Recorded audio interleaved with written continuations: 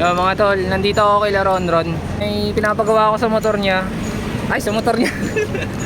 Pinapagawa ko sa motor ko, mga tol. So, magpapa-change oil ako ngayon. Tapos, nakikita nyo to. Papatanggal ko na kasi yung kickstart, di ba?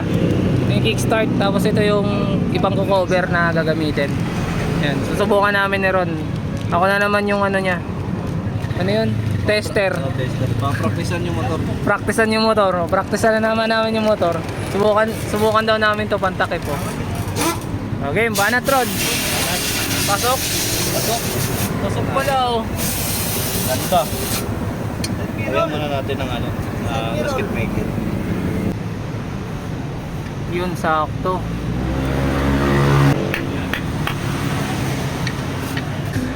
Pinadya ka na lang ah.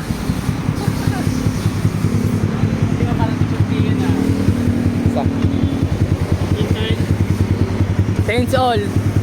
Change all. Ito na yung cover ng kickstart nitong crankcase. So, in-order ko lang to mga tol online. So, obserbahan ko muna to sa mga trick na magtanggal ng kickstart sa Sniper 150 V1 V2 nila mga tol. So, ayan. Ito yung ginamit ko pang cover. Yung iba ginagamit nila mga tol, ano, yung 10 piso, 5 piso. So, si Ronron kasi sinuggest niya na maghanap na lang ako ng cover instead na ganun yung gamitin ko. Kaya ito yung nakita ko sa online. So, alright mga tol. Peace.